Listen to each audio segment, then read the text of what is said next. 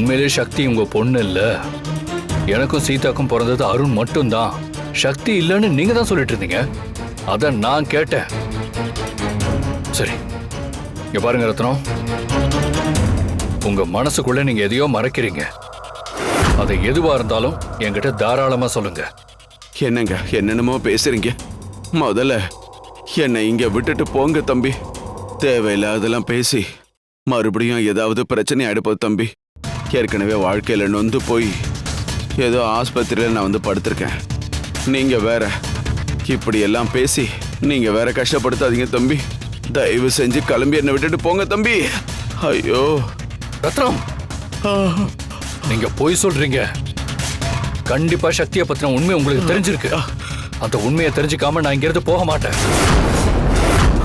உண்மையை சொல்லுங்க ரத்னம். தம்பி, நானே உட முடியாம மூச்சு திணறலால இங்க வந்து படுத்திருக்கேன். ஒரு பேஷண்ட் கூட பார்க்காம என்கிட்ட கேள்வி மேல கேள்வி கேட்டு என்னை கஷ்டப்படுத்துறீங்களா தம்பி? அப்படிலாம் ஒண்ணு இல்லை தம்பி. நீங்க கிளம்பி போங்க தம்பி. அந்த சக்தி யார் யாருக்கிட்ட எப்படி எப்படி நடந்துக்கிட்டா காரியம் சாதிக்க முடியுமோ அப்படி எல்லாம் நடந்துக்கிட்டு அவ காரியத்தை சாதிச்சுக்கிட்டு இருக்கா. உங்க மனசு எல்லாத்தையும் கெடுத்து வச்சிருக்கா. முதல்ல சக்தியை பத்தி இப்படி பேசுறத நிறுத்துங்க. எல்லாரும் சேர்ந்துதான் சக்தி அப்படி டார்ச்சர் பண்ணிருக்கோம். ஆனா உண்மையிலேயே சக்தி ரொம்ப நல்லவ. ஒழுங்கா உண்மையை சொல்லுங்க ரத்னம். நீங்க உண்மையை சொன்னாதான் நான் இங்க இருந்து கிளம்பி போவேன்.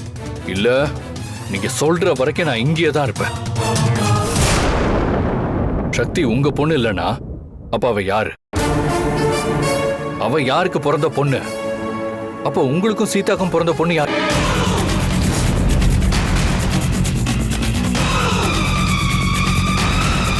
சொல்லுங்க ரத்னம், நான் உங்களை தான் கேக்குறேன்.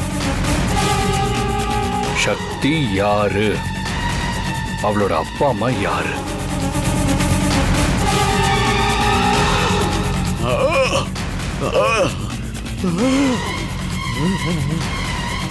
சார், சார், என்னாச்சு சார்?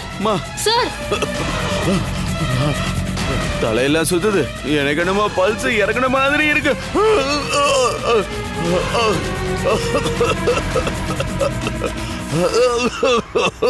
சார், கொஞ்சம் வெளியே போங்க சார்.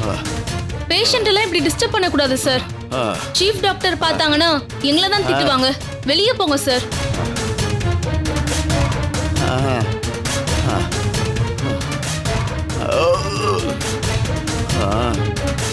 சார்,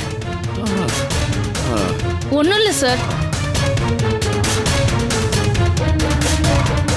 இந்த உண்மையை தெரிஞ்சுக்காம நான் விட மாட்டேன். இதை பத்தி முழுசா தெரிஞ்சுக்கிட்டு சக்தியோட வாழ்க்கைக்கு ஏதாவது ஒரு நல்லது பண்ணியே ஆகணும்.